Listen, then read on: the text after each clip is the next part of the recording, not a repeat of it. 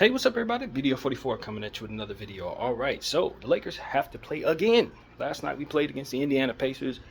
LeBron James saved the game after having a cold night where it looked like his streak of 10 points every game was going to be broken, but he was able to get 13 points. One of them was a game-winning tip-in at the absolute buzzer in Indiana, of which I remember losing a game at the buzzer on some type of weird bounce, something like that, maybe 10, 12 years ago. Very, very hurtful loss. We were able to get back at them as a franchise for that particular loss. That's exactly how I'm looking at it too. I don't know how many of y'all old heads remember that, but we lost a game at the buzzer in the Pacers land once.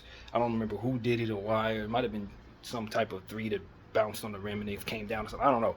But I remember having my heart absolutely shattered after that particular loss. So for us to be able to pay them back in that building that same way years later feels great. Anyway, but tonight we got to talk about the Chicago Bulls, man. The Chicago Bulls beat the hell out of the Lakers in the last game. It wasn't even close, man. They really put on a performance, scored more points against the Lakers than we've seen more or less since the year I was born, 1984. That was 40 long years ago when the Lakers gave up more than 146 points. So that's really what it is. Kobe White went for 36. Vucevic went for 12 rebounds. Josh Giddey had 17 assists, 8 steals. It was a nightmare of a basketball game for your Los Angeles Lakers. And we got to play this team again right now. So your Lakers are going to be wearing yellow tonight. And of course, you know what our yellow jerseys look like. And the Bulls will be wearing those. Black, what do they call those things? Pinstripe, whatever you call them. That's what they're wearing tonight. Your injury report, according to this particular site, has Rui as a game-time decision, likely sitting for rest if he does. Maxi Kleber is the only other person out. Of course, probably for the rest of the season.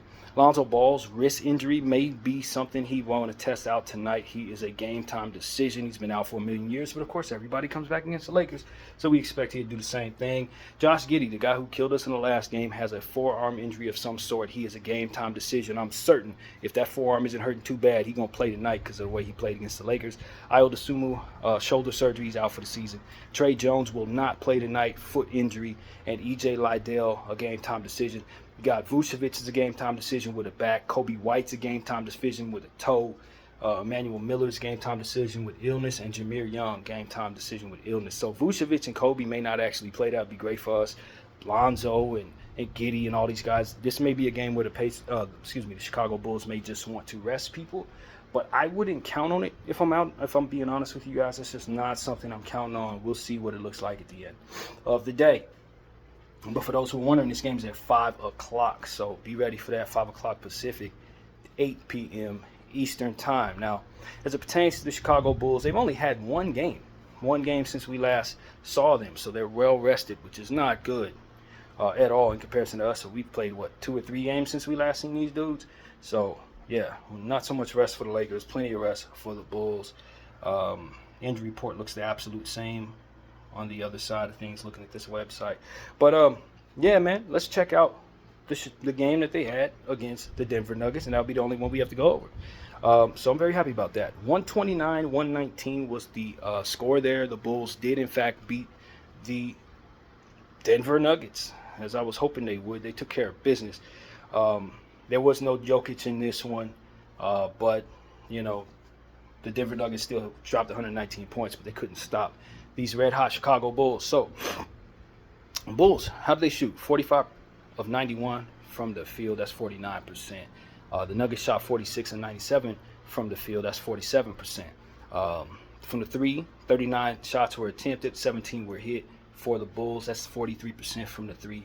And the Nuggets hit 11 of 36, 30% for them from behind the arc. The Nuggets missed 8 free throws and lost by 10.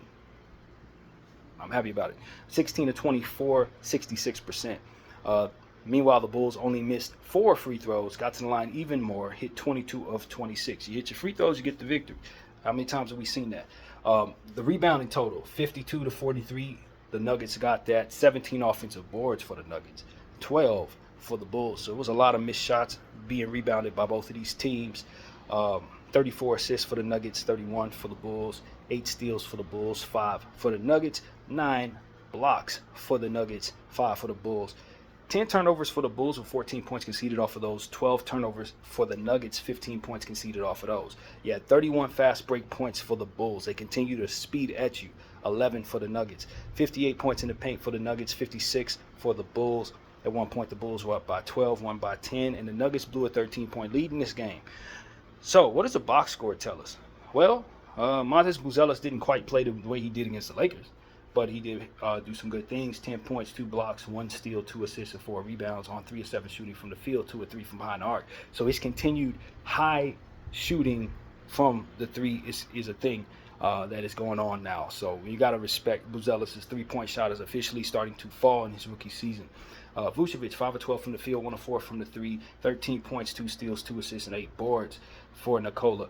Coby White, once again, doing what he does, 37 points, 2 steals, 4 assists, 3 rebounds, and 11 of 22 from the field, 5 of 10 from the 3, and 10 of 11 from the free throw line. So you let him do 3-level stuff like this, especially if he goes to the line double-digit times, he's going to walk away with superstar numbers. He's a very underrated guy, and he has a green light. The team doesn't have any other stars, so it's him versus everybody every night, and he's answering the bell. So you got to respect Coby White. Kevin Huerter, 9 points, 2 steals, 6 assists, and 1 rebound, 4 of 11 from the field, 1 of 7 from behind the arc.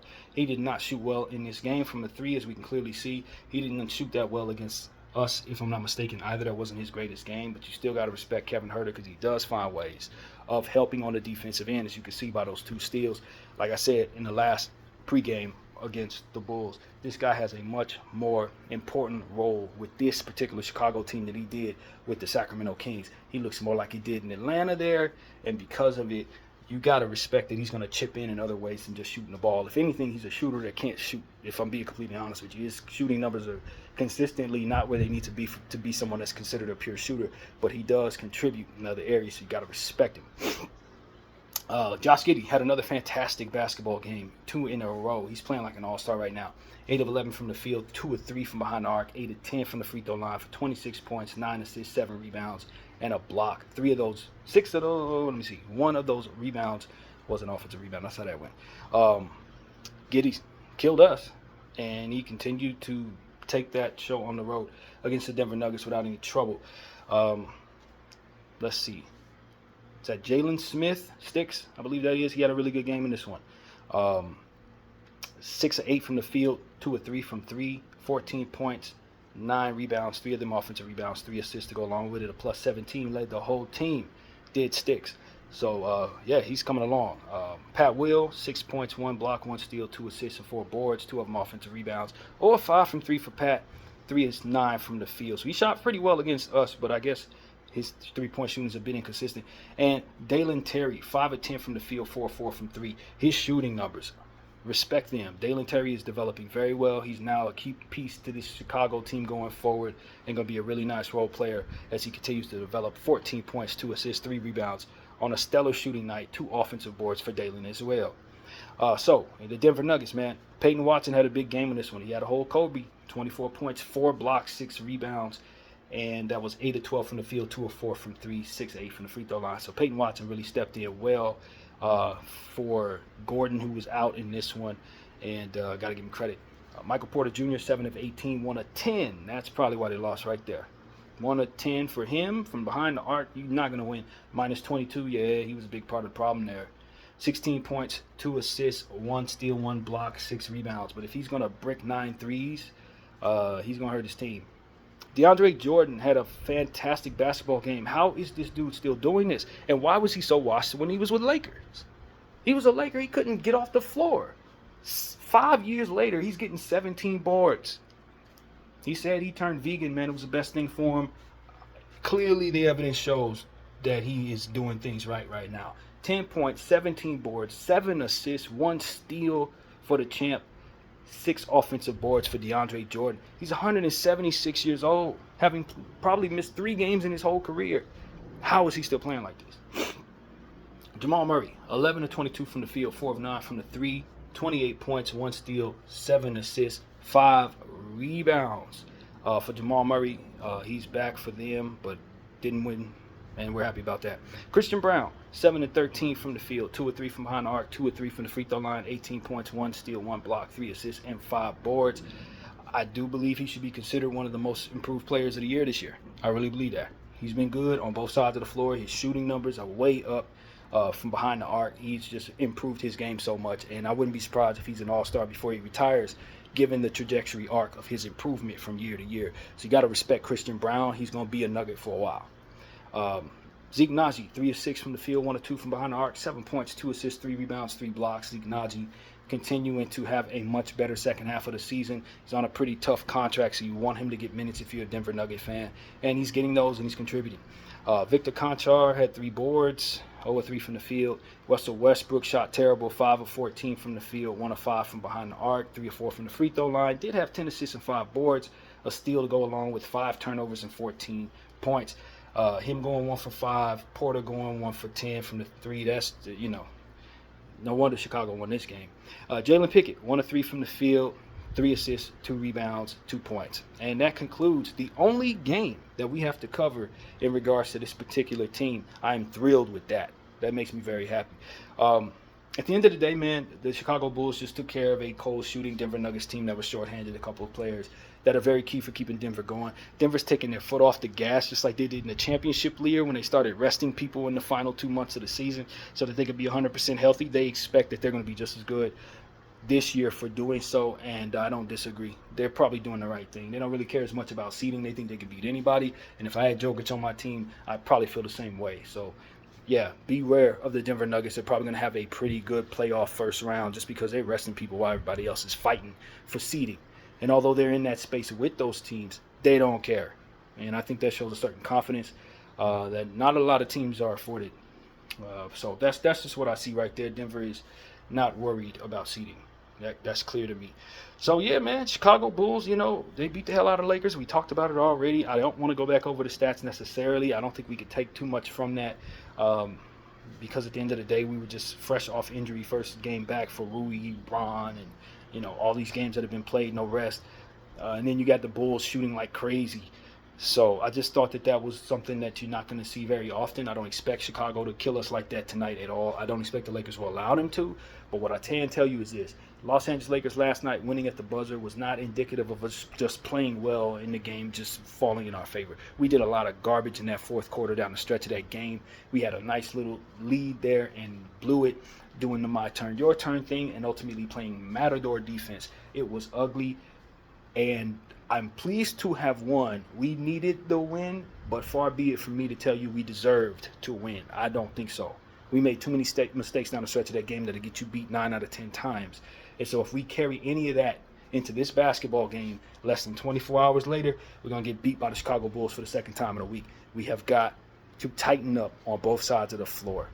So that's what needs to be said. This ain't a game. They stomped us out. They embarrassed the hell out of us. We were fully healthy. We had no excuses, although there were plenty of reasons for why the Lakers were not their best. None of them should have equated to us losing by 31 points to a team in the Eastern Conference at the bottom of the playoff race. Absolutely not. On our home floor at that.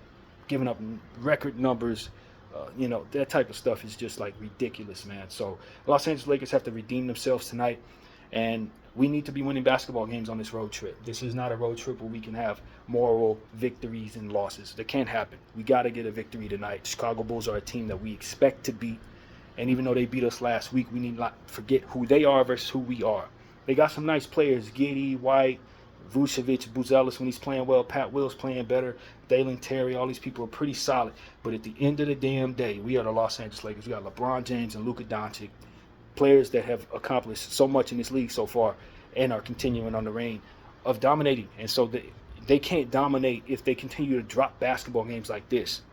So that's really what it comes down to. We have got to understand all of what went wrong last night, have it in our head, and make sure it doesn't go wrong tonight. Because a victory like last night will make you forget about all that bad stuff you did in the second half of that basketball game. And that is a dangerous precedent to set going into this game, thinking that you can win this one when you played that way last night. So that's really what I have to say, man. It could be fool's gold celebrating that win last night. We needed it. It's good for momentum. But if we didn't, as a team, discuss the things that went wrong down there, I'm afraid we're just going to turn around and play a continuous stretch of basketball that'll likely get us beat on most nights. So we're not out of the woods. We barely won that game, and we need to respect that. So that's pretty much what I have to say, man. Los Angeles Lakers, like I said, 5 o'clock. Another early game. We'll be ready. We got a big game against the Memphis Grizzlies next. I don't expect that we're overlooking Chicago given how they just did us. But these games are both important, and we need to win them both. So that's pretty much what it is. The Grizzlies going to be playing the Thunder tonight, so they're likely going to have to take a loss. You know, the Rockets continue on the softest end of a season schedule ever known to man. We're talking Celtics level soft as it pertains to how their playoff run went last year. The Rockets are playing everybody you want to play when you're trying to rush to the top of the Western Conference. So they got the Jazz tonight. No surprise there. They will get the victory. So, yeah, that's what it is, man. Some of these games really matter. Hopefully things fall in our favor. Jazz get to beat these guys, Houston, and Thunder beat the Grizzlies. And, of course, we get our revenge against Chicago. So that's pretty much what it is, man. We're going into Michael's house tonight, man. That's always a big deal. We got LeBron and Luka going into Michael's house. You know, that's it. There should be something to say about that legacy night. BDF 44. I thank y'all for watching. I'm out.